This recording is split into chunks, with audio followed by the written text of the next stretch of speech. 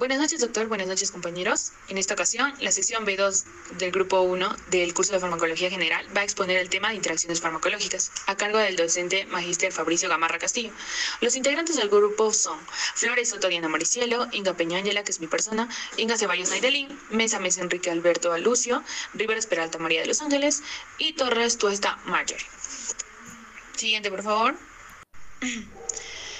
Tenemos como concepto que ¿en qué se basa lo que son las interacciones farmacológicas? Bueno, esto se produce cuando la actividad o el efecto de un fármaco se ve alterado por la presencia o por la acción de otro. Esto dentro o en el interior del organismo. En todas las interacciones hay por lo menos un fármaco objeto cuya acción es modificada por la de otro, que va a ser el fármaco precipitante. En algunas ocasiones ambos fármacos pueden ser tanto precipitantes como también objetos a la vez. Bueno, se sabe que son frecuentes en la práctica clínica y también tienen consecuencias. Algunas que pueden ser beneficiosas y otras que pueden ser perjudiciales. En cuestión a sus beneficios, se sabe que aumenta el efecto terapéutico y o disminuye lo que es la toxicidad. En cuestión a lo perjudicial, va a disminuir lo que es el efecto terapéutico y o aumenta lo que es el efecto adverso en cuestión a la toxicidad. Bueno, hay dos tipos de interacciones, ¿no? Siguiente, por favor. Ya, ahí está. Hay dos tipos de interacciones que van a ser favorables para el paciente como también desfavorables para el paciente. En cuestión al favorable, se sabe que, bueno, la agrupación de fármacos va a desarrollar lo que es efectos terapéuticos y esto va a dar lo que es un pase a un fenómeno. Esto que va a ser tanto, que va a utilizar esta interacción para obtener lo que es un beneficio terapéutico. Un ejemplo simple sería un diurético más un betabloqueante, va a dar una disminución en lo que es a la hipertensión arterial.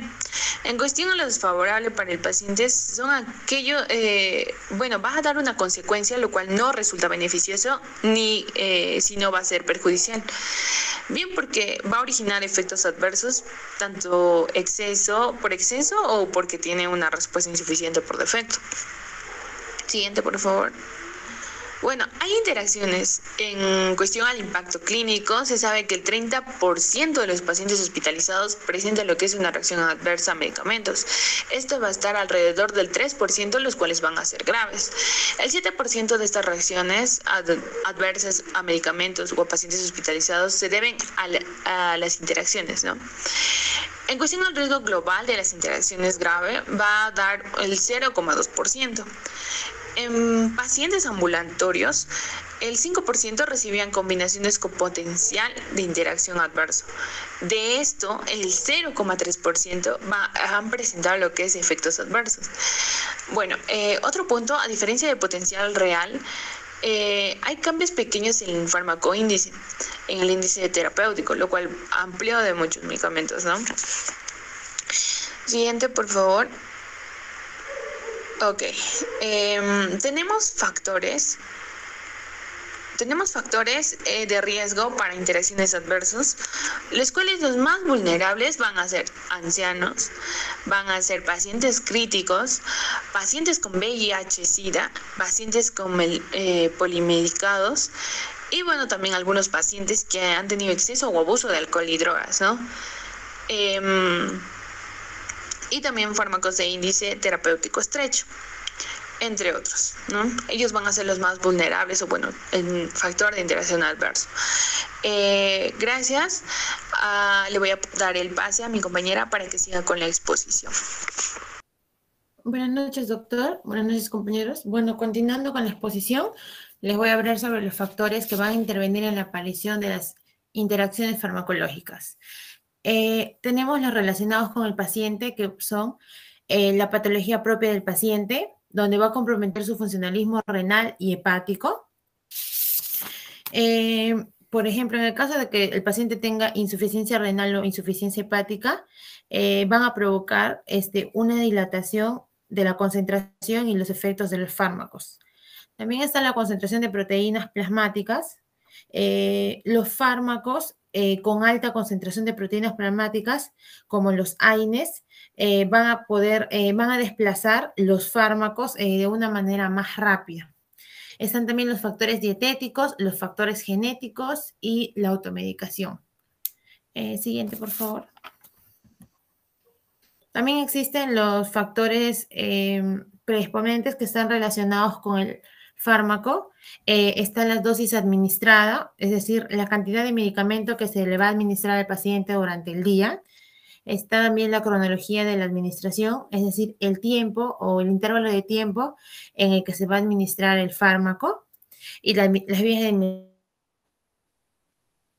administración, que puede ser intramuscular o intravenosa, así como también el intervalo o el margen terapéutico. Siguiente, por favor. Acciones de interacción. Existen 3 tipos de acciones de interacción. La primera son de carácter farmacéutico, que se va a referir netamente a las incompatibilidades de tipo físico-químico que van a impedir la mezcla de 2 o más fármacos en una misma solución. Las de carácter farmacodinámico, que se deben a modificaciones en la respuesta del órgano efector, los cuales van a dar origen a fenómenos de sinergia, antagonismo y potenciación. Y por último tenemos el de carácter farmacocinético, el cual se va a deber a modificaciones producidas por el fármaco desencadenante sobre los procesos de absorción, distribución y eliminación de otro fármaco cuyo efecto va a ser modificado. Siguiente, por favor. Le voy a dar pase a mi compañera para que continúe con la exposición. Ya. Continuando con la exposición, bueno, vamos a tener el tema de prevención de interacciones adversas, ¿no? Bueno, ¿cómo prevenir esto? Podría ser primero minimizar el número de fármacos que recibe el paciente, estar alerta con los pacientes que reciben fármacos de índice terapéutico estrecho y en las situaciones clínicas de alto riesgo, ¿no? También se puede emplear herramientas informáticas que nos ayuden a esto, considerar las reacciones adversas como potencial causal del deterioro de un paciente. También podemos documentar los fármacos que éste consume, ¿no? Incluyendo los preparados herbales, medicamentos, drogas. O también revisar, ¿no? La lista cuando vaya a prescribirse un nuevo medicamento. Esto nos va a ayudar a que se eviten estas interacciones negativas, ¿no? Ahora tenemos a las interacciones fármaco-cinéticas. La primera que vamos a tener de este tipo va a ser la liberación, en la que el medicamento debe liberarse, ¿no? De su forma de principio activo. Después tenemos la absorción.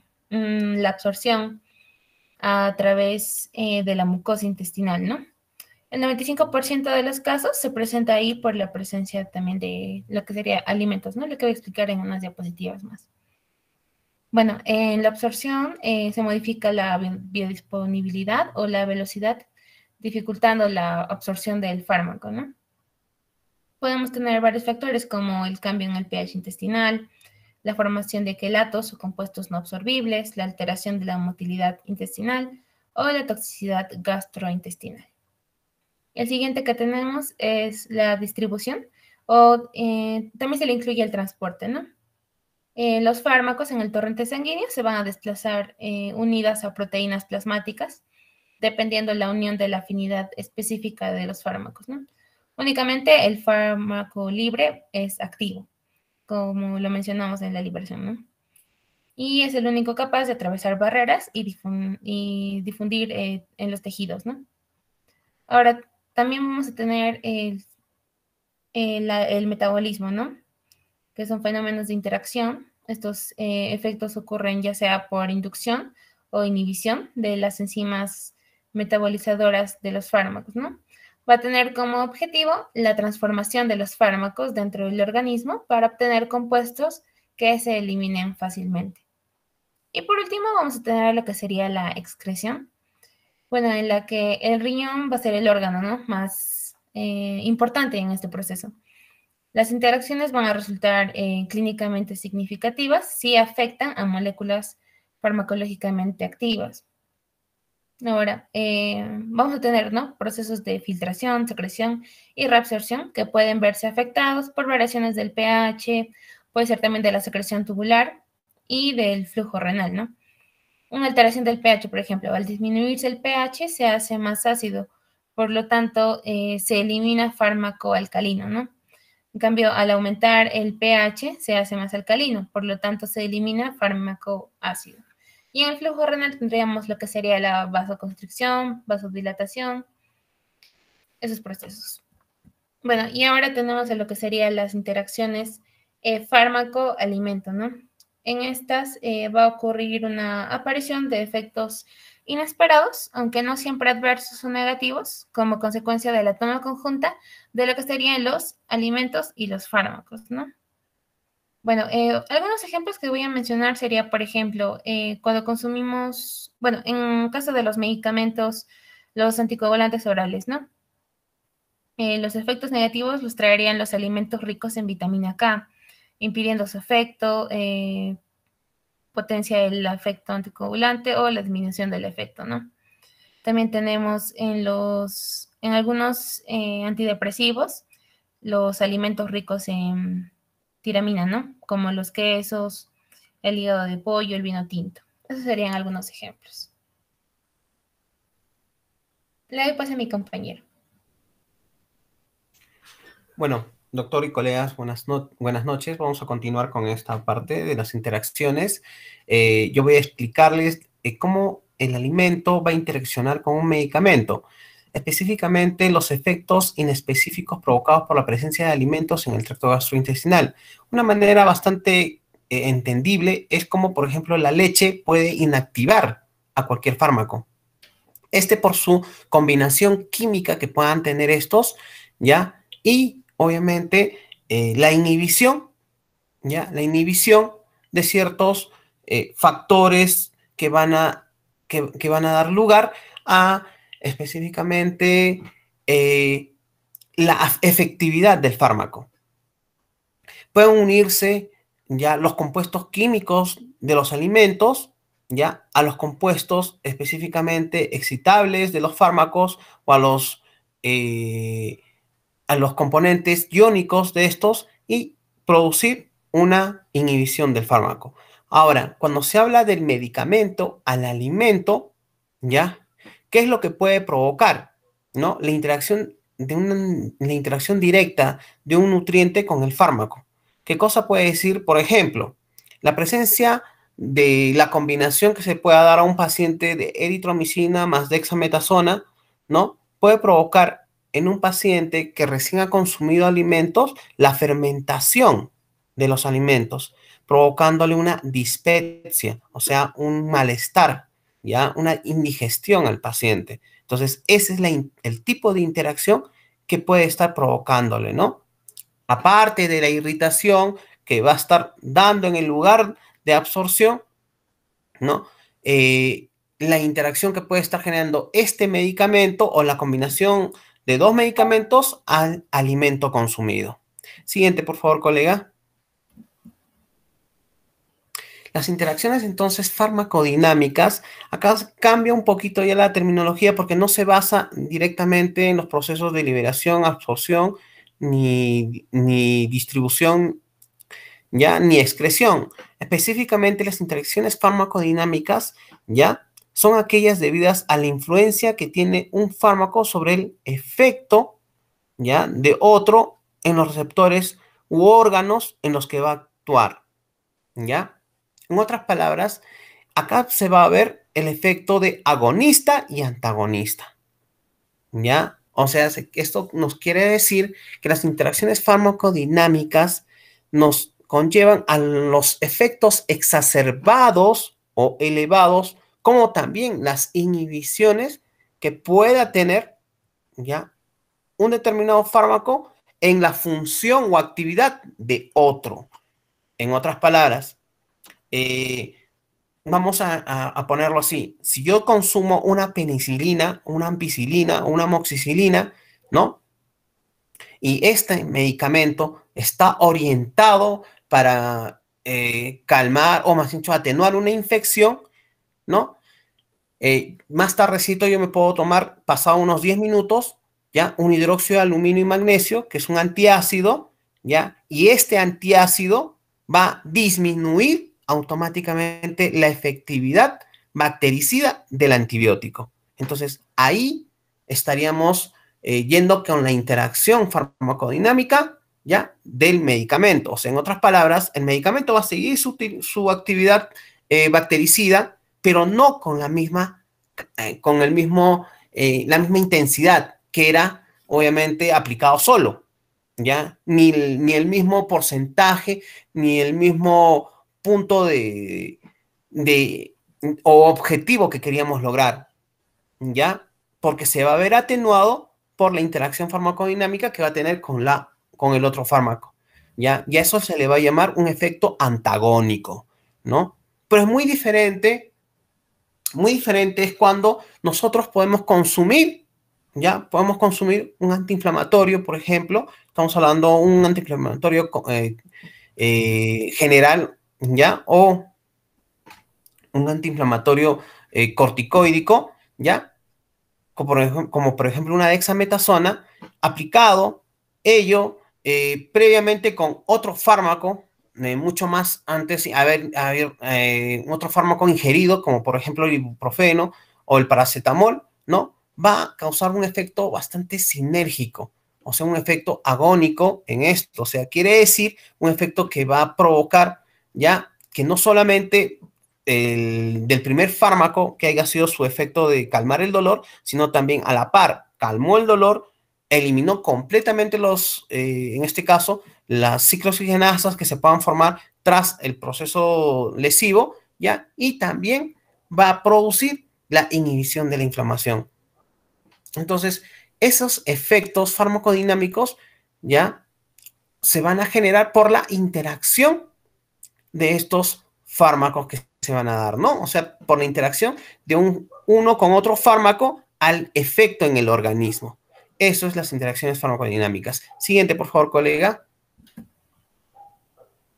Entonces, en las interacciones farmacodinámicas, como sigo mencionando a los colegas, encontramos el sinergismo y el antagonismo. Sinergismo, específicamente, los efectos que se obtienen son iguales o superiores a la suma de sus efectos por separado. Como les dije hace un momento, tomé mi paracetamol para que me calmara, digamos, un dolor de muela, ¿no? Pero más tarde, como no me hace mucho efecto o tiene una leve atenuación del dolor, inmediatamente me tomo un corticoide, una dexametasona. Se va a incrementar, ya se va a incrementar este efecto sinérgico del paracetamol, ya no solamente para inhibir el dolor, sino también la inflamación, que es uno de los productores del dolor. ¿Ya? Entonces, con eso estaríamos haciendo un efecto sinérgico en la farmacodinámica, ¿ya? O sea, un efecto en el organismo.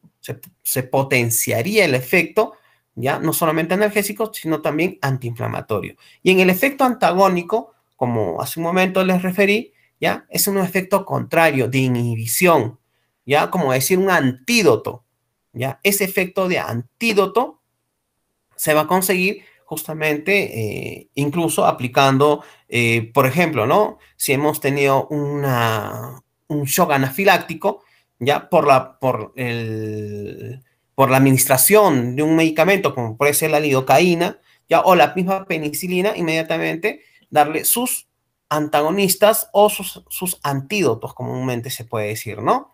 Y en esto se puede aplicar, por ejemplo, adrenalina, se le puede aplicar un corticoide, como también un antihistamínico, ¿no? Entonces, todos esos serían sus antagónicos a la penicilina que ha provocado en ese paciente una enfermedad alérgica.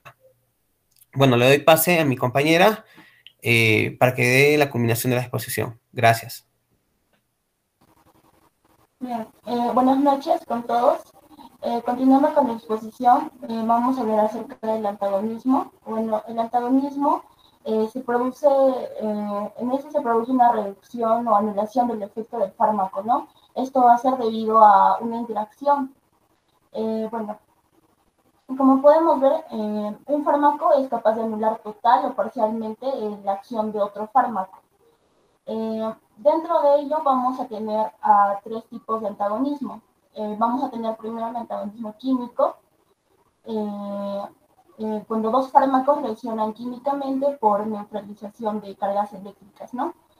Como ejemplo de este vamos a tener a la heparina, que cargada electronegativamente va a ser inactivada por el sulfato de proteínas que tienen carga positiva, ¿no? Bien. Ahora, en cuanto a otro ejemplo, de este podemos ver también en cuanto a los anticoagulantes orales y vitamina K, que va a disminuir el efecto anticoagulante de este, ¿no? En este caso la vitamina K. Siguiente diapositiva, por favor. Ya. Ahora, en cuanto a hablar cuando hablamos del sinergismo, este sinergismo se da cuando el efecto de las dos sustancias administradas conjuntamente es igual o superior a la suma de sus efectos por separado. En este sinergismo vamos a tener a dos tipos de sinergismo, que va a ser la sinergia o sinergismo de suma o adictiva, y el sinergismo de potenciación o potenciativa, ¿no? Bueno, el primero, que es la sinergia adictiva, se da cuando el efecto que produce el fármaco es igual a la suma de los dos efectos de otros fármacos. Estos actúan en receptores diferentes, pero ejercen el mismo efecto, ¿no? Esto quiere decir que aumenta la actividad farmacológica. Esto va a ser debido a la suma de dos efectos individuales de cada fármaco, ¿no? Del que estamos hablando. Ahora, un ejemplo de este tipo de sinergismo adictivo, vamos a tener a la gentamicina, a la tobramicina y a la cefalotina. Su efecto va a ser que aumenta, en este caso, los efectos adversos, que va a ser el aumento de la nefrotoxicidad, en este caso, ¿no? De estos medicamentos. Ahora, en cuanto a la sinergia potenciativa o sinergismo de potenciación, esto se da cuando el efecto farmacológico es mayor que el efecto de ambos, en este caso, conjuntos por separado, ¿no? Ambos fármacos. Esto nos quiere decir que igualmente aumenta la actividad farmacológica, ¿no? Y en este caso el efecto es superior a la suma de los efectos de cada fármaco implicado. Como un ejemplo de este tipo de sinergismo potenciativo o de potenciación, vamos a tener al dimetroprim y al sulfamethoxazol, que va a tener como efecto la actividad antimicrobiana, que va a ser superior a la suma de ambos por separado, ¿no? Siguiente diapositiva, por favor. Bueno, aquí tenemos un caso clínico que nos va a detallar la interacción entre el linezolid y la mirtazapina, ¿no? Bueno, un hombre de 72 años de edad desarrolló síndrome serotinérgico durante la administración concomitante de linezolid y mirtazapina, ¿no?